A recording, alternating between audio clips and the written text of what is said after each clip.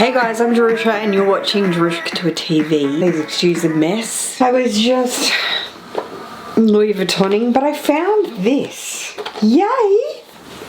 Totally love when that happens. Kirigami 3-pouch set, so gorge. I actually sold my my double pochette one in the reverse and the classic monogram. I sold that to a subbie and I now regret it because it's actually a really good purchase. This is a response video. I want to make this quick because there's a lot of detail involved. And I'm going to be honest and say I don't know every single financial layout detail. There is a lot involved in it. This is ridiculous, ridiculous amounts of money. I am doing a response video to my beautiful friends Jess and Jacob. If you have not seen their channels, I will link them below. They have been doing videos together because Jacob, Super Jacob is his channel, hi babe, is here in Australia.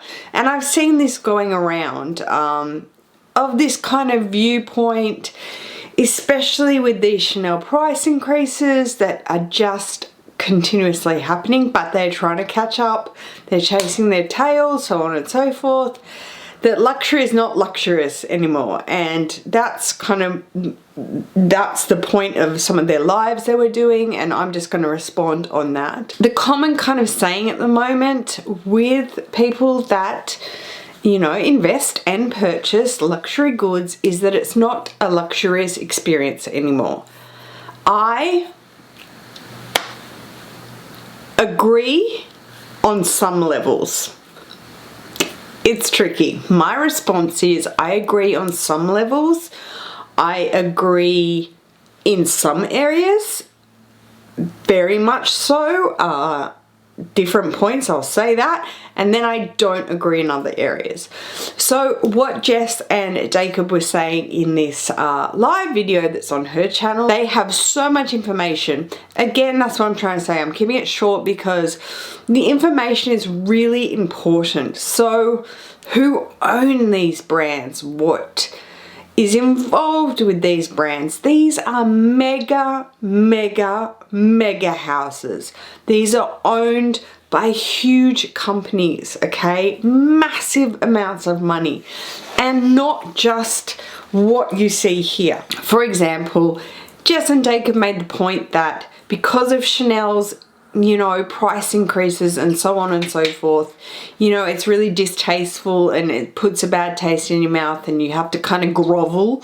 I think that is where I agree it takes away from the luxury aspect of luxury, is you have to grovel. And that is such a horrible feeling when you have to, you know, go on a wait list for a mez and beg for a bag, beg for a Birkin, beg for a Kelly, beg for a Pinkerton. And it's not a nice feeling. That's where I agree that the luxury is lost. The other area I agree that the luxurious feeling is lost is in problem, quality. They're rushing in their factories. They are trying to get their hands on leather. The pandemic was horrible. They can't find the sourcing. They're rushing the manufacturing and they're making shitty quality, excuse my French. So your bag is breaking, your canvas is ripping, your shoes are breaking, the soles are coming off. This is so not okay. It's not okay. So that's where I totally agree. It is not luxurious, because something that you spend $5,000 on should never ever break, wear, rip, tear, fade, any of it, crack. Nothing.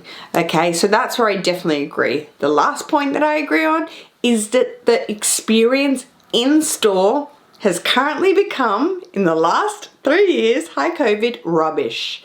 Okay, nobody knows what to do. Poor essays are run off their feet. If they're really experienced, if they're the managers of the boutiques, I feel so sorry for them. They're run off their feet. If they have the knowledge, they're employing anyone they can kind of get, because staffing is such a problem in these countries where they've limited access into the country. due to, you know, closed borders or whatever because of the pandemic. So they're just kind of employing anyone they can get for retail. So, you know, Mary Jo is just going to stand there. She's not going to be able to tell you about the items, or she's not going to be able to show you the Gucci bag or show you the Prada bag. Like, they don't have the knowledge, so that's not luxurious either. You also can just get attitude. That's not luxurious either. You can get looked up and down. That's not luxurious either. So the experience is not luxurious either. So that's where I agree. Where my opinion on my own goes for, where I really come in hard on Chanel, and understanding, this is what I mean by all the different points that are involved, and there's many. So this is where I come in strong, in my opinion. Just, yes, luxury is not luxurious anymore, but this is where I come in strong. I've been asked so many times about Chanel, and to comment and to make a video on it. With the price increase, what are they doing? Nah. It's so difficult. Stuff is ridiculously expensive now. What do I think, Jerusha? Is it going to stay that way? Are they going to, you know, are they tarnishing? Blah, blah, blah. My thing with Chanel is that what is so difficult with this brand is they do not have any online digital footprint. So they do not have an online store. The fact that you can buy LVMH, you can buy Louis Vuitton over an online store, a full setup online store, took the brand to another level. There was huge judgment when it first happened. People were, you know, I probably even made a video back then where it was, oh no, it's saturated, anyone can get it, it's not luxurious anymore. Wrong. That's where retail is, that's where they get you, okay? That's the thing. This is what I want to say. Chanel not being online and not having an online store like Hermes, like Louis Vuitton, the fact that this house in itself is not floated, it is not a public trading company, okay, is they are holding on to, God only knows, maybe the heritage, the brand, you know, the boys want to own it, they don't want to sell out, Alan, Gerard, they want to own themselves. That's fine, but they're doing a disjustice in that sense. Meaning, yes, there is a huge market for Chanel. Yes, the Asian market is there in a huge way, but you're telling me it's only on foot? That is just like ludicrous for these prices. So I'm happy for there to be 3 price increases this year because of the pandemic, because of COVID. That is why I've been asked so many times. That is why they held off, and then boom. They needed to. They needed to survive. They're not trying to chase Hermes' tail. They're not trying to do that. They're doing it in their own right. And they're doing it because I believe on top of it, they're not public. I think it's difficult in that sense. And then my judgment is they're not online. I'm happy to pay $8,000 for a Chanel 22, but I can't get it. I can't get it in store, and I can't buy it online. Do you see where that works? It's like, it's a double whammy, and it's not a nice feeling. That's what's not luxurious about it. So in my opinion with that is, I feel like, sure, you never want price increases. However, it's inevitable, okay? 10 years ago, you know, that is the only way that the margins are going up. 1. 2. The size of these houses and what they actually can digitally achieve, okay, and not just be saying on pavement. It's just archaic at this point to where the size of your digital footprint can be, the size and the control in which you know, a digital storefront can have. And if you have something to the luxurious degree of a house like Hermes online, I'm gonna just trace it back to saying the fact that the company is privately owned, I still think that's where that is at. You know, the brothers have it privately owned, and that's kind of why. They know their worth in a way. They know they can hold it and sit there, and that's fine as well. On to something like caring.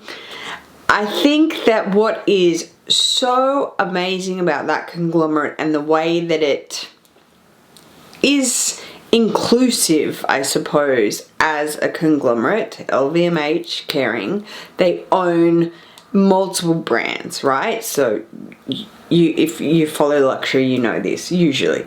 So they now have a stake in a 5% stake in Vestiaire Collective, which I think is just like, especially for me who, you know, started my channel with pre-loved luxury goods and, you know, raved about it and waved the flag for pre-loved and, you know, really put Fashionophile on the map and talked about it and opened it up to sort of say, you know, 12 years ago, it was much more of that sort of like eBay fakes. We weren't sure what was going on. And I felt like when YouTube opened up like that, because I literally started my channel when YouTube started, is that it created a conversation for it. And I think that is where it just became smart. Does that make sense? And I feel like that's what it is, right? It's smart. And obviously, there's so much money that they don't have to worry.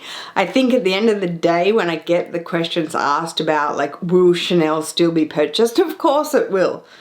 Absolutely. They are always laughing. Trust me, always. No matter what our opinion is, oh, it's over, nobody cares.